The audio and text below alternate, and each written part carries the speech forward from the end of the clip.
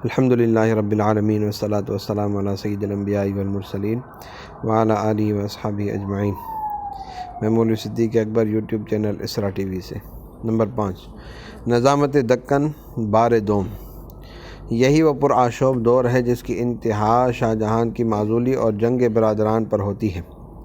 اس دور کے تمام حالات ایک طویل افسانہ ہیں۔ ہم چند واقعات کی جانب نہایت اختصار کے ساتھ اشارہ کرتے ہوئے تفصیل کو ان کے ماخذ کے حوالے کرتے ہیں۔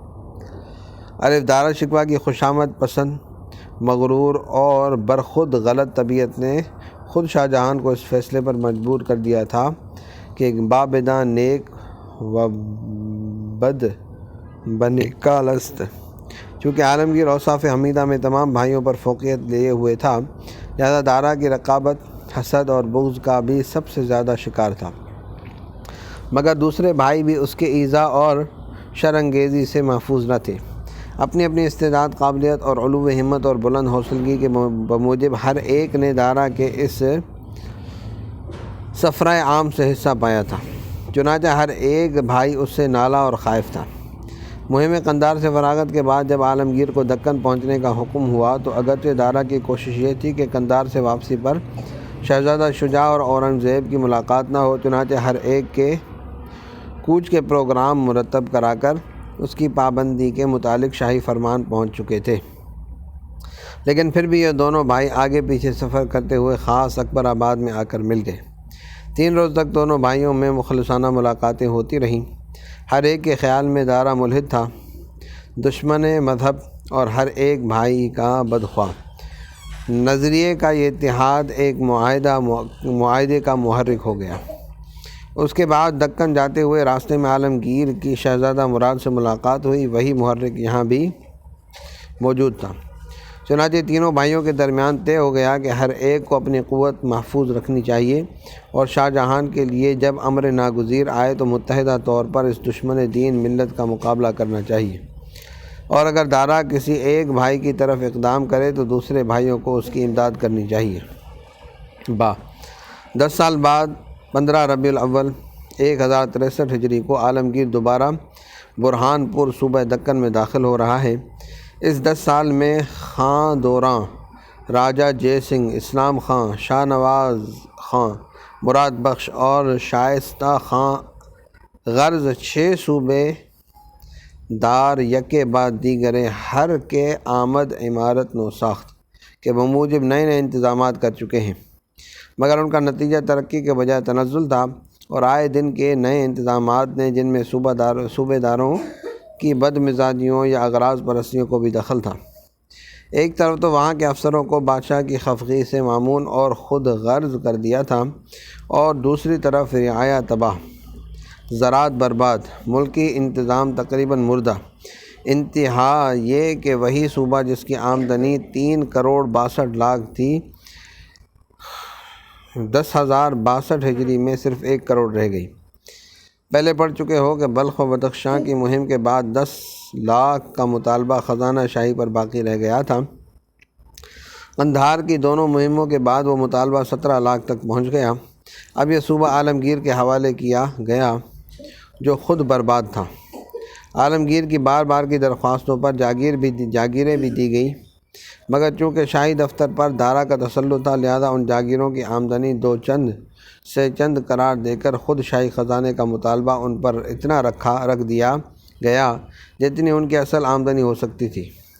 یہ معاملہ بذات خود بہت زیادہ اختلاف کا باعث بنا رہا، جس کی پردے میں حریفوں کو خوب موقع ملا کہ شاہ جہان کو اورنگزیب سے زیادہ متنفر کر سکیں، حتیٰ کہ شاہ جہان نے شجاع کو بطور شکایت لکھا کہ عالمگیر دکن کا انتظام اچھی طرح نہیں کر سکا۔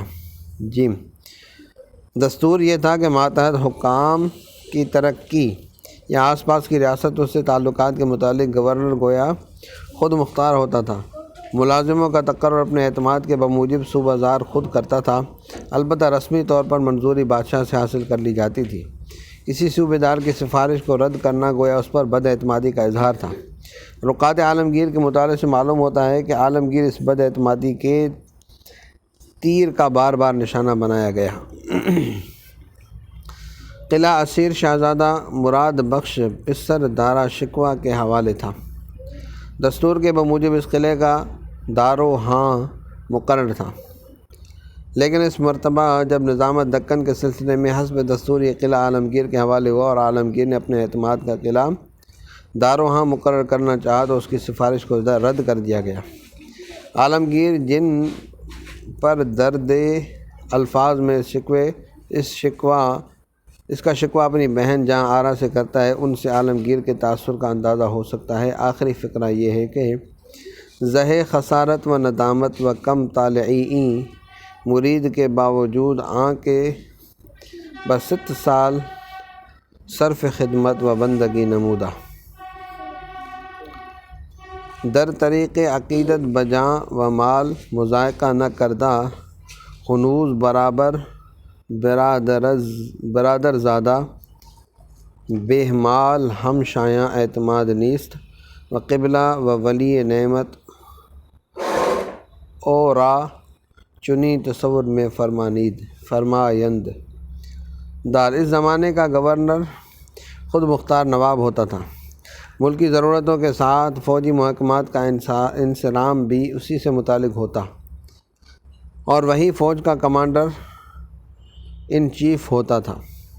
بالادست بادشاہوں کی طرح اس کو بھی ضرورت ہوتی تھی کہ وہ وفادار ملازموں کی تربیت کرے تاکہ ضرورت کے وقت وہ کام آئیں۔ کسی گورنر کے معتمد آدمیوں کو اس لیے لینے کے دوسرے معنی یہ ہوتے تھے کہ اس کو بے یار و مددگار چھوڑ دیا گیا ہے، اور پھر جس طرح عالمگیر دکن کی مخالف سلطنتوں کے بیچ میں پھنسا ہوا تھا، اس کو زیادہ سے زیادہ قابل اعتماد تجربہ کار وفادار ملازموں کی ضرورت تھی۔ لیکن جب کہ عالمگیر کو بے بس و لاچار کرنا ہی مقصود تھا تو اس کے انہی وفادار ملازموں کو توڑنے کی کوشش کی گئی، ان کو اعلیٰ عہدوں کی طمع دے کر شاہی ملازمت کے لیے طلب کیا جانے لگا۔ یہ چال اگر کامیاب ہو جاتی تو یقیناً عالمگیر کی بربادی اور تباہی میں کوئی دقیقہ باقی نہ رہتا۔ عالمگیر اسی مکتوب میں یہ شکوہ بھی ان الفاظ میں کرتا ہے: الغرض اس قسم کی سازشوں نے شاہ جہاں کو اتنا برا فروختہ کر دیا کہ وہ شاہ جہاں متانت بھی کھو بیٹھا، اور اب اسی نے ایسی نکتہ چینیاں شروع کر دی جن کے تخیل سے بھی ہنسی آتی ہے۔ مثلا ایک مرتبہ عالمگیر کا انگوٹھا کٹ گیا۔ عالمگیر اپنے ہاتھ سے شاہ جہاں کو خط لکھا کرتا تھا۔ اس حالت میں بھی اس نے اپنے ہاتھ سے ہی خط لکھا، مگر انگوٹھے کی تکلیف کے باعث خط میں تغیر آ گیا۔ شاہ جہاں کے دربار میں عالمگیر سے جس ظن کی گنجائش ہی نہ تھی وہ یہ سمجھا یا اس کو سمجھایا گیا کہ عالمگیر کی حرکت متکبرانہ اور سرکشانہ ہے کہ اپنے ہاتھ سے خط نہیں لکھا۔ بس پھر کیا، شاہ جہاں بڑا فروختہ ہو گیا اور باز پرس کر لی۔ ایک اس سے بھی رقیق باز پرس تھی جو عاموں کے متعلق ہوئی۔ برہان پور کے شاہی باغ میں بادشاہ پسند نام ایک عام مشہور تھا۔ جب اورنگزیب دکن گیا اسی وقت بادشاہ نے اس سے کہا کہ شاہی باغ کے آم اس کے پاس بھیجے جائیں۔ عالمگیر نے اس حکم کی یہاں تک تعمیل کی کہ کبھی ایک دانہ بھی اس آم کا خود نہیں کھایا، لیکن اتفاق سے اس سال آم کم آئے۔ عالمگیر نے ان کی بھی کافی احتیاط کرائی، لیکن شاہ جہاں کے ذہن میں یہ خیال بیٹھ گیا کہ آم ضائع کیے جا رہے ہیں۔ اب کبھی شکایت ہوتی ہے کہ آم کم بھیجے جا رہے ہیں، کبھی یہ آم خراب ہو جاتے ہیں، کبھی یہ آم سیدھے راستے سے نہیں بھیجے جاتے بلکہ برہان پور وغیرہ سے توڑ کر پہلے اورنگزیب کے پاس جاتے ہیں اور وہاں سے بادشاہ کے پاس تک آتے ہیں، آتے خراب ہو جاتے ہیں، کبھی یہ آم کچے توڑ لیے جاتے ہیں۔ اسی طرح کپڑوں کا قصہ چلتا رہا جو خود بادشاہ کے لیے برہان پور کے شاہی کارخانوں میں بنائے جاتے تھے۔ اس قسم کی رقیق نکتہ چینیاں دیکھنے کے بعد یقین ہوتا ہے کہ منصوبہ یہ تھا کہ جس طرح ممکن ہو اورنگزیب عالمگیر کو بغاوت پر مجبور کر دیا جائے تاکہ شاہ جہاں کے اقبال مند دور ہی میں اس کو کچل کر آئندہ کے لیے ہر ایک خزہشہ سے اطمینان حاصل کر لیا جائے۔ لیکن دشمن چے کند چوں مہرباں باشد دوست۔ عالمگیر کو حیرت انگیز ضبط و تحمل، بے پایاں حلم اور قیاس سے زیادہ متانت اور فہم و فراست عطا ہوئی تھی۔ وہ ہر تلخ سے تلخ چیز کو شہد خالص اور اصل مصفیٰ سمجھ کر خورد و نوش کرتا رہا۔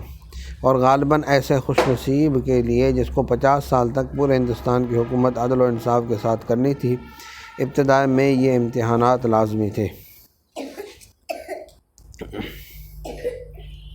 صلی اللہ تعالیٰ علی حبیب سیدنا محمد وعلی آلہ وصحبہ اجمعین برحمتک یا ارحم الراحمین۔